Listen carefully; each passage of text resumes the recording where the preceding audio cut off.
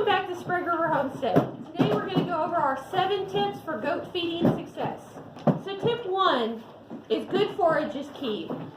A good enclosed paddock is optimal, especially during most of the year when you've got a good growing season.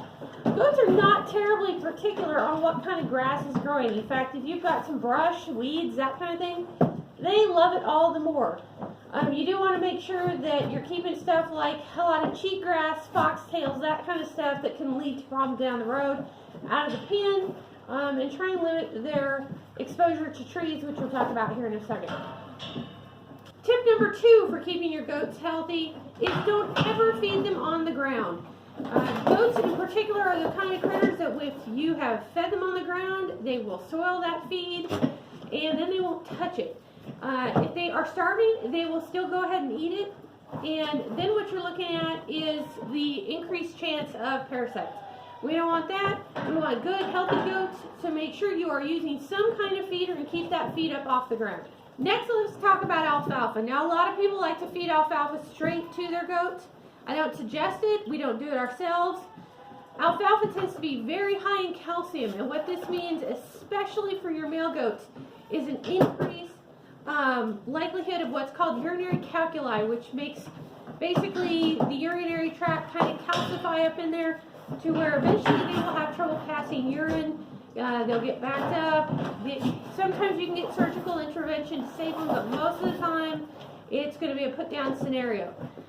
Does, if they are lactating, can use the extra calcium, so we do supplement sometimes our girls with alfalfa. Right now, the hay that we're using is a 90-10, so it's 90% grass hay to a 10% alfalfa. We really like this during the winter.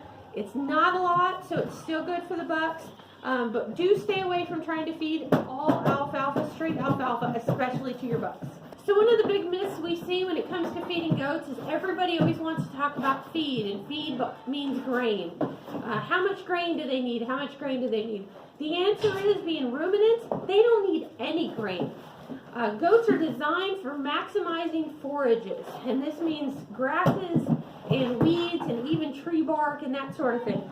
That is what they're designed for. Grains actually can cause upset stomach. They can cause a lot of gas, bloat, which if you've had goats or are reading up on goats, you know that bloat in these guys can be fatal. So we don't suggest grain. Now, if you're going to use grain at all, if you're milking heavily, feel free to use grain on the stand. Goats are designed and have been bred, especially meat or dairy goats in particular, have been bred in such a way to have maximum milk output. What often happens is you cannot feed them enough forage and enough greens to build that bulk of milk up. So they do need extra stuff.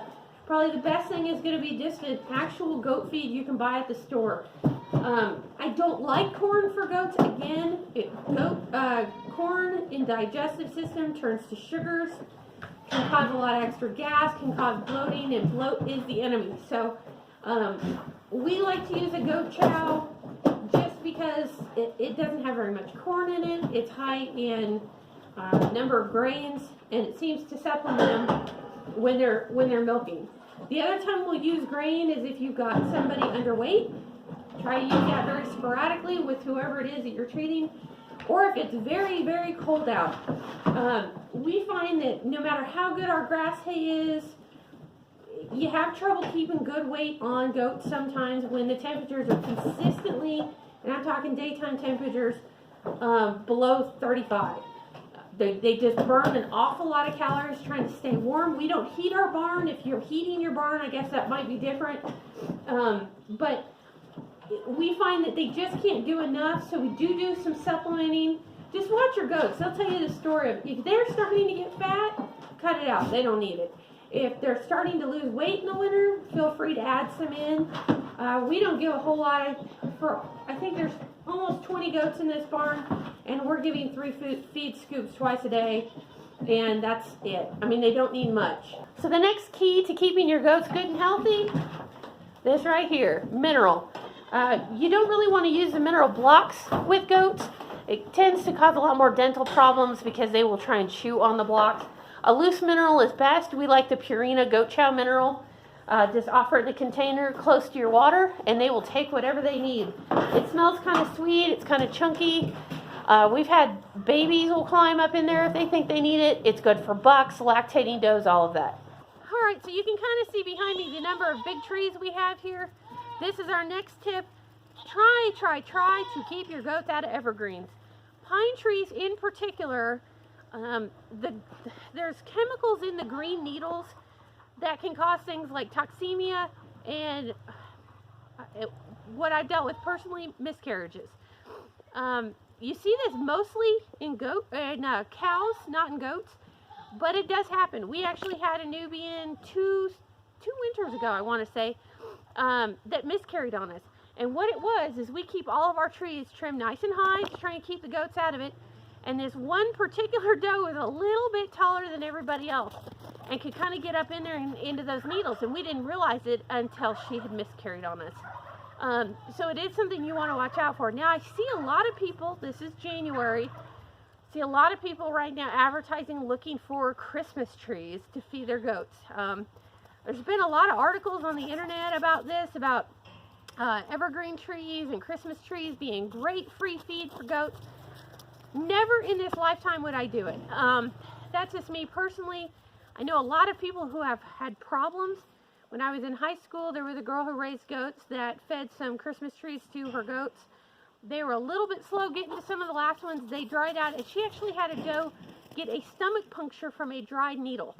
The other thing is, I've heard of goats choking on Christmas ornaments. You know, you have a Christmas ornament this big that gets left on the tree, goats are chewing on it, down the gullet, choke. So I don't do it. I don't suggest it. You don't know what those trees are treated with. I know a good number of trees aren't pine. They're actually a fir. But to me, it's not worth the risk.